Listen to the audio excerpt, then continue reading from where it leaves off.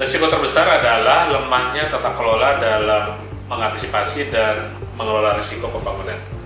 Tanpa manajemen risiko yang kuat, program strategis dapat menghadapi keterlambatan, inefisiensi anggaran, bahkan kehilangan kepercayaan publik.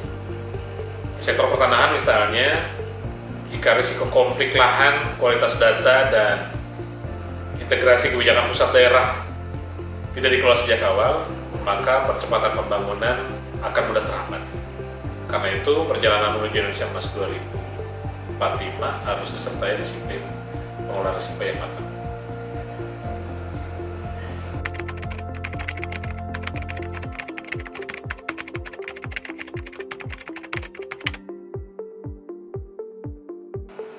Pembangunan nasional saat ini semakin kompleks, mulai dari digitalisasi layanan, percepatan inovasi, hingga integrasi kebijakan lintas sektor.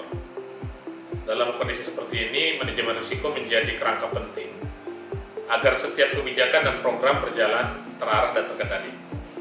Bagi ATR BPN, manajemen risiko memastikan program strategis seperti reforma agraria, sertifikat elektronik, dan pelayanan pertanahan berjalan efektif, tepat sasaran, dan akuntabel. Dengan kata lain, manajemen risiko bukan sekedar instrumen teknis, tapi kebutuhan strategis untuk menjaga kualitas pembangunan.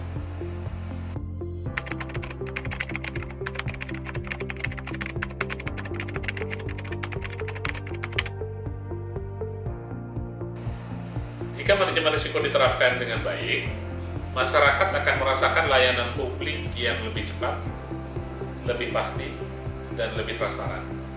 Nah, dalam konteks ATR BPN, hal ini berarti kepastian hukum atas tanah yang lebih kuat, konflik pertanahan yang dapat diminimalkan, serta pelayanan digital yang lebih aman dan akuntabel. Pada akhirnya, manajemen risiko yang baik akan meningkatkan kualitas pelayanan sekaligus memperkuat kepercayaan masyarakat terhadap pemerintah.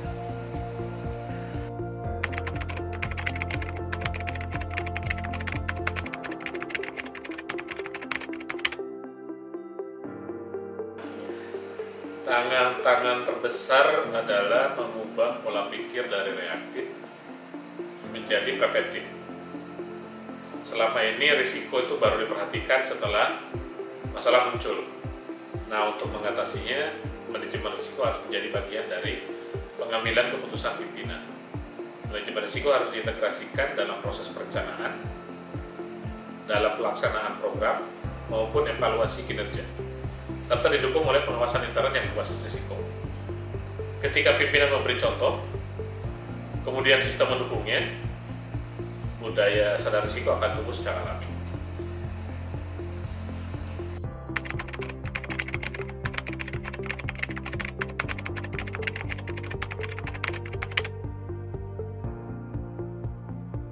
Saya berharap Sarasehan MRPN menjadi momentum untuk menyatukan pemahaman dan memperkuat kolaborasi dalam pengelolaan risiko pembangunan nasional.